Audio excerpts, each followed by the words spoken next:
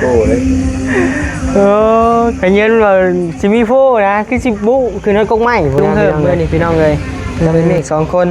แต่ก็มีกล่องปริศนาพี่น้องเอ้ยจะกล่องยังไปรุ่นน้ำกันพี่น้องเอ้ยสวัสดีเด้อนักแห้งไงเอ้ยเนาะโอ้ยเราแตกเอาดินมาคิ้วมาเห็ดตรงไฟบ่จักยังแล้วแต่ก็เป็นของแตกแล้วหลังจากคุณนักดีน้องโอ้นักลีนี่ผมนั่นคนแบกกะจอดได้บางคนเนี่ยบางคนกับคนคือ คนแรกก็ว่าคอยก็อะไรเนาะโอ้ยบ่ดีว่าอยู่คนละดีบางคนกะนอนจมอยู่คนเดียวเลยจมไม่ยังเลยโอ้ยรัวจังหวะนอนอยู่บ้านเอวปวดโอ้ยแฮปเมียนยังเพิ่นเห็นแล้วเสือลายเสือเพิ่นเอาแฮปมาให้สงสัยยาแก้ปวดดังกรอกกรอกขนมเจ้าข้อห้าเขาได้บาทเนาะขนมแต่บาทนี่บอกขนมจะยังแล้วจะว่าเป็นก้อนเงินก้อนคำกับพระสิฮู้จะเบิ่งแต่ซีนมานี่นะจะเบิ่งแต่ซีนนี่ระบบซีนนี่แบบเขากินบ่ประมาณว่าบ่ฮู้คือกันปริศนาโอ้ยเกือบเราเทียมได้เกือบเราเทียมไหวกันดาวไหวก็ได้ไอ้มันมีคู่เลยเฮ้ยโอ้ยยังมีชั้นไหนอีกฝั่งนี้เราถึงไม่จับเลยเฮ้ยพอแล้วเฮ้ยลุ้นยังมีช้อนอีกเช็ดเโอ้ไอ้ยากปล่อยรถสินค้าอันนึงเฮ้ยใช่ยิงแค่อ้าวลุ้นแล้วยังอยู่กล่องกองโอ้จำเลยนี่ก็แซ่บดีทำด้วยพ่อว้าวโอ้ยเนาะเจ็บเอาขอมกับใจทั้งเมียพันหลายๆเด้อเนาะที่ผักขนมมาให้ทางทีมงานกินเนาะพี่น้องเนาะวันนี้ก็ดีใจได้เนาะพี่น้องเนาะที่แม่เพิ่นยังคิดถึงเนาะพี่น้องเนาะโถฮะแต่มาหยาบจะโดนเลย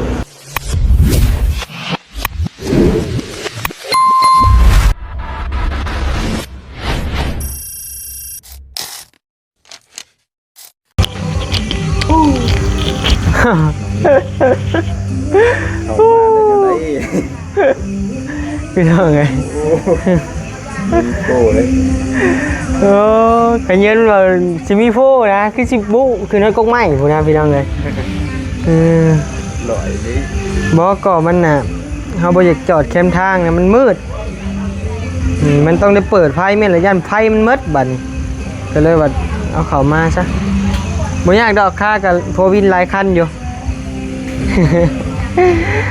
พี่น้องเอ้ยเสียงเพลงดังๆเนาะพี่น้องเนาะกราบทักทายสบายดีเด้อพี่น้องเด้อเนาะมาทุกคนก็เข้ามาเฮือนลุงเฮิมมื้อนี่พี่น้องเอ้ยจะเป็นเมฆ2คนแต่ก็มีกล่องปริศนาพี่น้องเอ้ยจะกล่องยังไปรุ่นน้ำกันพี่น้องเอ้ยโธ่โอ้กินข้าวโธ่สวัสดีเด้อนักแห้งไงเอ้ยเนาะโอ้ยเราแตกเอาดินมาคิ้วมาเห็ดตรงไฟบ่จักยังแล้วแต่ก็เป็นของแตกแล้วหลังจากคุณนักดีน้องโอ้นักลีนี่ผมนั่นคนแบกกะจอดได้มานี่มาตั้งมานั่งห่มผ้าก่อนโอ้กำลังลงมือเช็คอยู่ด้วยสักกู้ด้วยโดยแถวแรกพี่น้องเลยเลือดเท่านี้บ่ทีมงานเขาอยู่นี่แม่โอ้เบาตูนครับเบาไล่กันเมื่อแล้วดีเวเลยติคือสิฮอดแล้วแหละบ้านมึง โดย ทำมาที่ยังซ้ำนี่แล้วพี่น้องเลยอุ้ยทำนี่เลยมาเลยน้องนี่กินแล้วบ่เรียบร้อยแล้ว กินมาแต่เฮือนน้องไส้ได้เพิ่นเลี้ยงอยู่พวก มาได้มาบ่กินใจได้หรอมั้ง โดยเอากิน เดี๋ยวแรกเขาให้พอกินคำหน่อยดอกมันจะว่าเขาทุกอย่างเด้ออยู่4คำใหญ่ๆแค่นี้ เอาคำใหญ่ๆซะเนาะเด้อมาเด้อพี่น้องเลยเข้า โดย โอ้น้องนิ้วเพิ่นเอาอย่างน้อมาอยู่นักไอ้นี่พี่น้อง จักนักแท้ๆยังวะ ห้องกระปูจัง จังหวะ ข้าอย่างจังบอกเนี่ยเดียวได้แต่เมื่อกี้ ได้เอ้ยเนาะ สร้าง3ดาวแม่นเบิ่ง สร้าง3ดาวบ่ เบิ่งไปเบิ่ง พวกพัดลมเฮาได้นี่แฟนเฮาได้นี่ อันนี้มาโอ้เอาเนาะได้แล้วอย่าตูดไปสิบ่เฮิงกินกินแล้วแหละเอา เรื่องแจวแห้งแจวเปียก โดยโอ้ป่นปลาทู แม่ กินนี่แซ่บอีหลีหมดอยู่พวกอ่ะ คนนี้ดูกันปลาปลาเน้นเลย โดย คนนี้ปลานี้เถอะปลาดุกมันก็คือกันลายปลาเน้นปลานี้ลิ้นนอน ปลานิน แก่นี่ เย่ ปลาดา บ่เพิ่งเคยล่ะ ด้วย บ่เห็นแต่เฮิง นายยิงตามน้ำมันสิ หน่อยสำคัญเนาะ เจ้าโอ้ยหน่อยเห็นอะไรที่ตื่นแล้ว เป็นยังไง แต่ว่าลงนิ้วถือว่าลงแห้งอยู่นะ โดย ลงแห้งเขาไว้พวก 3 เดือนเองเนี่ย3 เดือน เอ้ยอย่ากระตุ้ยนี่อยากกินอยู่ว่าเนาะ ก็ปล่อยว่างไปแล้วบ่กินยังหมด ลูกบอลอันนั้นต้ม มันดีมันข่อยดีเองมันได้รู้สึกว่าแบบ กินน้ำเนาะ แม่น กินน้ำข้าวเกี๊ยวของคำใหญ่ก่อน กันเฮากินยาไปก็มัน แก่ไตสิ กินยาหลายคนก็แพ้ไตอีกแล้วก็กินไปมันก็บ่ได้บรรเทานะมันบ่รู้สึกว่ามันดีขึ้นน่ะ ต้ม พารับเนาะเนาะ พังไหม้ดีกว่า โดย ต้องยาพื้นเมืองเนาะ พังไหม้ภาษากระเพาะพังไหม้ โดย บ้านเขาเขาฮะ โดยมันเป็นกรดไหลย้อนเด้มันบ่แม่นบาดแผลในกระเพาะเด้ มือ2คนมันบ่เห็นได้มื้อนี่มา จนคำ ยังน้องเมฆพาน้องมันอันว่าบ่น้องนิ้วพาน้องเมฆไปทางไหน โดย เขาป่าบ่ เข้าป่าเข้าดง โอ้โหบ่ขึ้นไปได้คืนบ่นี่นะน่ะบ้านตรงนี้ชี้คอมเมนต์มาหาช่องของหนูล่ะไอ้นู่นอันโทรหาน้องเมฆไปเก็บบ้านแล้วลงรังเด้อ อยู่ไสหนองลัง บ้านน้องชายฮู้จ้ะแต่ว่าน้องรังเลยน้องชายฮู้แล้ว โดย น้องชายประจำเลยท่านน้องนิวมาแหละค่ะได้มีโอกาสได้บอกเลยพี่น้องแล้วว่าเมื่อคิดพ่อนะผมเห็นว่าบางแล้วตอนที่เขาออกมาบาง โอ้กาบบ่ทันแล้วลุงหนวดเอ้ย เบิดบ่ เกลี้ยงแหละ เรียกอะไร แซ่เลยขายดีขนาด โอ้เราของแก่ข้าเดียวได้พี่น้อง โดยกับมันกับเข้าไปในเลือกเข้าไปบ่ชุดบ้านเลยแบบ บางทางชุมข่อยไปนอนตะกี้คุณบอก พูดแล้วเนาะ บ้านเดี๋ยวนะบ้าน ห่อเอาเตือง เฮาไปหลายไปสิ้นพุ่นก็ไปได้จากบ้านพี่จังบ้านยังก่อน มันกระยุกบอก มีบ้านยังไง ลืมเลย มันกระลุกในบอก กระลูกในบ่ ทางบ้านแกงกล้อง อ๋อมาลูก เจ้าเคยไปน้ำเฮาไอ้ จะไป เคยไปอยู่บ่เพิ่งเคยไปอยู่ กระลุกใน โดย ทางยิ้มบ่ยากบ่ โอ้โคตรยากหากพอไปได้ กล้าหายเนาะ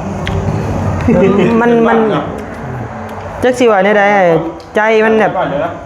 แค่นั้นเฮาสิแจกบอลธรรมดามันก็คือแบบเขาได้ดูเลยนะ ถามเลยว่า ทางบ่ยาก มันตะนางบ่ปานใดน่ะ มีของแก่ของแถมแต่พออายุพี่น้อง โดย เราทางตัวเขายังบ่มีเนาะ โดย แต่วินว่ายอยู่แถววินทางนี่พี่น้องช่วง โดย มันยังยันออกมาเว้ยจบ แม่นคะแนนไปเนี่ยคะแนนพ้นตกก็นำลงอีกก็แล้วแหละได้นอนกินข้าวลิ่งอยู่บ่แล้วมื้อนี้ ยันชีวิตว่าเขาดี ก็จะนอนเกิดยุ่งเดียว ยันเกลือยุ่ง คือกระจกปิดไว้เลยหายใจบ่ออก อืม ใครสิติดไว้ก็ย่าน้ำมันเบิดติ โอ้โดนอันตรายเลยอยู่ ยากอันตรายอยู่พี่น้องเอ้ยเนาะแต่มันก็ผ่านมาโดยดีแล้วนะพี่น้องเนาะก็คิดอยู่คิดย่านอยู่ในใจนี่ไปกะแต่ว่าคันเฮาสิไปแบบบ่ถึงนั่นกับคนถูกรถอยู่ในเด้พี่น้องเอ้ยเนาะมันรถ ไม่ได้มานอนพักกันอีกบ้างในรถนี่ไหน ห้องพักคือเก่าจ่ายเงินเขาแหละโดยทางบ่มีคนจ่ายแหละ เตรียมยังมา มาแล้ว โดย ฝากแค่เนี่ยมันเหลี่ยมเนาะมันหลายอย่างเลย หลายอย่างอยู่ ทำมานอนนี่มันก็ต้องนี้ข้าวผมข้าวแพ้แล้วก็เนาะอาบน้ำสบู่สมัน โดย ต้องใส่ยูร่มไอ้ครับมันสักตามเลยยูกุ้มยูไฟ หอมกุ้งเด้ หดซักต้มมาไทยมันเหมือนอัพดิเลิกอัพมันสักต่างเปียก30,000บ่เห็นบ่ โดย แยกในพื้นที่กันซ่อม เรียนกันเลยติ ซ่อมเป็นนักโทษเป็นนักโทษโมเมน ประมาณนั้น ทหาร ประมาณนั้นนักโทษกับประมาณนี้ ประมาณนี้ โดย นอนได้แล้วเธอว่าถือว่าผ่านนะทีมงานเราผ่านนะ ผ่านแล้วคะแนนว่าไปเป็นนักโทษกับผ่านอยู่ได้อยู่ ทหารครับทหาร ผมเป็นนั่นสับสน ก็เนาะทีมงานเฮามาฮอดขันนอนเลี้ยงแถวกันแล้วบ่บาดนี้ โอ้ยังก็ทหารโอ้โหดีนะเจ้าภาพนอนปิ้งฟ้าแล้วนอนตะแคงมอนอนที่อยู่แล้วตอนนี้ยังคือคนนอนสองคนหลายคนนี่ดีแล้วดีเลยที่พูดว่าใครเป็นกันใจนะเนี่ยหลายคนพอเดินมามีรถแต่ละคนจะพูดกันบางคนก็รับอยู่ละว่าผมคนเดียว บางคนเด้ คนว่าคนเดียวผมคนกับคน คือมันแล้วก็ว่าคอยเว้าอะไรเนาะ ว้ายบ่ได้เว้าอยู่พุ่นน่ะมันดีบางคนก็ นอนละเมอ จม เล อย ยู่คนเดียวนะจมไม่ยังเลย โอ้ยลุง โด ว่าย เจ้านอนกัดแขวอยู่พวด กันยังหวามันอยู่ มาหลายคนเลยเป็นเด้เนาะ เป็นหู มันฮู้กันได้เด้อ มันจะอยู่ไม่รู้เลยแล้วเดี๋ยวเราที่มาเอามือลูบตัวเองสิ เราครับ เราคัน เราคัดแต่ต้องเก้าแล้วนี่มันจะเอาเรายุ่งไหนเราจะยุ่งอันยุ่ง แม่นบ่แม่นลืมอาบน้ำไปนอนบ่ มีส่วนอยู่ยังเลยเหมือนเนาะมันเป็นแต่ละคนนอนเนาะพี่น้องการนอนรับเลยทุกคนมีแหละ โดย บางคนกันนี่บางคนกาโมนี่ก็เตเนาะ โดย บางคนกาคนเชียงคนนี่ เมื่อคืนนี่เฮากับไอ้เมฆน่ะนอนหนาวคืนนี่น่ะนี่อยู่บ่ห่มพากันเปิดแอร์พิลึกโลด หนาว หนาวบาดนี่พากันช่องเบิ่งไอ้เมฆกับปุ๊บหัวอันนี้กับขี้ข้านลูกนี่กับปุ๊บหัวอีกโอ้ยว่ะ เราน้ำกินน้ำเนี่ยได้พี่น้องแล้วกิน โดยเอากินแล้วจึงเปิดเบิ่งกล่องปริศนามีหยังอ่ะน่ะ เก่งได้พี่น้อง ของพวกเนี่ยกระยามันพี่น้องเอ้ยทนเบิ่งบ่ได้ เกิดจักเนาะ มันเกิม ตามมาจัก ตามข้างดาว ซ้ำช้างซ้ำ ดาวสามสร้างสามดาว เพราะว่ายังเกิดแหละว่า เอา กาบาดาวข้าวตะกี้โยรุ่นนะคนใด เราเปลี่ยนกล่องมาใส่กันนี้มันนี่ จะเป็นคุมทรัพย์คุมเงินไปจักอ่ะน่ะ นักเด้ไม่บอก บ่แม่นคือ นักบอก เกิดอยู่ห้องอบ อืม สั้นมึงจุบันนึงโอ้ยแฮป แม่นยัง เพื่อนเห็นแล้วเสือลายเสือเพื่อนเอาแฮปมาให้ สงสัยยาแก้ปวดดังกรอกกรอก เจ้าเก็บปวดมาฝึกจัง ว่าแล้วขอดูแล้ว มาเลยว่า กูบ่ได้ดังโอ้ยขออนุญาตไปล้างมือพี่น้องข้าวเปล่า ไม่ เอาไปล้างมือเอา นี่พอเข่ากันมีกองที่ทำงานมาสร้างเลย อืม แต่แค่ เจ้าว่าสิอีมีไปจักกล่องนี่กะ ฮะ เจ้าว่าสิมีแนวอีมีไปจัก ว่าตะโกนมาเลยเฮ้ยกันแล้วเอามาเนี่ย ขนมเจ้าข้อห้าเขาได้บาทเนาะ ขนมเดี๋ยวว่านี่ บอก ขนม จักอีหยังแล้วเจ้าว่าเป็นก้อนเงินก้อนคำกับไผสิฮู้ หมูน้ำดีพิเศษ แต่บอกเลยเป็นสีทอง แป้งข้าวเหนียว อืม ชนิดสีทองบอก สีทอง น้ำดีสีพิเศษโอ้ยพืชสีทองนี่นี่ตามพวกเขาผม อืมนี่จะเบิ่งแต่ซีนมานี่นะจะเบิ่งแต่ซีนนี่ โอ้ ระบบซีนนี่ เดี๋ยวเขากินบอกประมาณว่า บ่ฮู้คือกันปริศนา โอ้ย เกือบเราเทียมได้ คือตอนที่ การดาวรุ่นแบบว่ามีคนใหญ่ ดึงปากเบี้ยหรือเปล่า แล้วเยี่ยมยืมเบิดแล้วผม เมื่อไหร่มันดึงปากเบี้ยนะ ในมงนี่เนี่ยผม เบิดรุ่นเลยบ่ เบิดรุ่น อืม มีรุ่นนึงละดึงปากเบี้ยวนั้น สุดยอดสิ สุดดิเบิ่งสามมุนมาเบิ่งนี่ก่อนอืมเบิ่งก็ว่าเสียงน่ะ คนที่เป็นผู้ได้ยากมันต้องแตกไว้นี่นี่เพราะว่าเนี่ยนี่เนาะ อันยัง แนวทนทานต่อกระแทกนะ ขนมไก่ไก่ขนมไก่ไก่ ไก่ไก่ ขนมไก่ไก่เนี่ย ก่อนบอก กล่องกล่อง เอาเพิ่มไหมสะพานเนี่ย มาเปิดด้วยเพิ่งเบิ่ง ขออนุญาตเอาอีกประจักษ์อยู่กับที่ไรเนาะ เห็นแล้วเพลงครับ นี่นะแป้งกินว่า ต้องไหว้คู่กันบอก ไหวก็ได้ไอ้มันมีคู่เลยเจ๊ ปล่อยว่า ไหว้คู่อ่ะ ปล่อยว่า หมวยเรือแล้ว ใช่ไหมเด้อ เราทำแล้ว นั่นแหละ แต่ว่าการคือบอกโอ้ยเรียน โอ้คมแห้งไร มันจะแบบว่าอยาก แกเบิ่งนั่นไอ้ คือหลายนะทุเรียนขนมมันทุเรียนกับนก ทุเรียน เจ้าว่าทุเรียนพี่จักหันซีนกินออกเด้ ทุเรียนอยู่ก็ได้แล้วครับกินมันมาก่อนเนาะ มาแล้วจะจบแล้วด้วย สีทองบอกเลยว่าสีทองมีทอง หนุ่มต้องจบป่ะ ทองหยิบทองฮึบโอ้ยยังมีชั้นไหนอีก ฝั่งนี้เราถึงไปตั้มเลย ฮึด พอแล้วแล้วพอแล้ว ฮึดลุ้นยังมีช้อนอีกเช็ด เช็ด ตอนหนึ่ง เช็ดโอ้ก่อนทองก่อนค โตเป็นไอ้ก็คือบาทนี่พี่น้องอันนี้ยากปล่อยรถสินค้า เอาไปจะคอยไหม โอ้ขนม ขนม มีใส่ยังไงว่าใส่ขี้พ่อไปเลย โดย ขยะใส่ขยะ ซีมเบิ้ง อะไรอ่ะไม่ปล่อยไปเรื่อยๆแล้วเดี๋ยวให้ชิมเนาะใส่ไปชิมมามันกว่านี่ เชื่อเลยดิ กัดเบิ้งเออ เอาแล้วบอก ฮึบ เข่าใช่ก็เลยนี่ เห็นได้จ้ะ ขออนุญาตขอบคุณเนอะพี่น้องนะ ผู้คนเอามากันชิมน้ำกันได้เฮ้ยเนาะ โอ้เนี่ยเลย เบื่อกันนี่นี่ มาจัดรอดทั้งหมด ใช่ยิงแค่ เอาคนนั้นก่อนใช่เอา อ้าวลุ้นแล้ว ยัง ยังอยู่เออ รู้แล้วพอเพิ่งพัดเกิดขึ้นนี่มันบุ้มี่ครับ เออ มาหาที่ โอ้ย ขนมเพียง โดยขนมแม่ฮันนี่แล้วเนาะ อ๋อเองบ่ เป็นทางแม่พันธุ์ภายในชื่อมาผาก กินได้ไหมค่ะ กินเลยแล้ว เป็นขายในตลาดแดงบ่ โดย กินรุ่นมันบ่อยด้วยนะเว้ยบ่อยวิ่งอย่ากินเนาะ เดี๋ยวได้ฉาก จะเอา กินเลยแล้วโอ้ยมีแต่คนกินคำใหญ่ๆโต ลูกกินข้าวอิ่มเลยได้นี่ทำมันให้ก็โยก ต้องเข่า กล่องกล่องนี่บ่ โอ้จำเลยนี่ หวาน ก็แซ่บดีนี่ จับเยอะ ทำสิ เกี่ยวป้องมีบอล ขออนุญาตแบบ นั่นกับรุ่นกับบ่แห้ง เนาะ ขอ ข กิน อ ข้าว พ่อเอานี่เรื่องทำด้วยพ่อ ว้าวโอ้ยเนาะเจ็บลุงหนวดพี่น้อง ผมก็เคยโด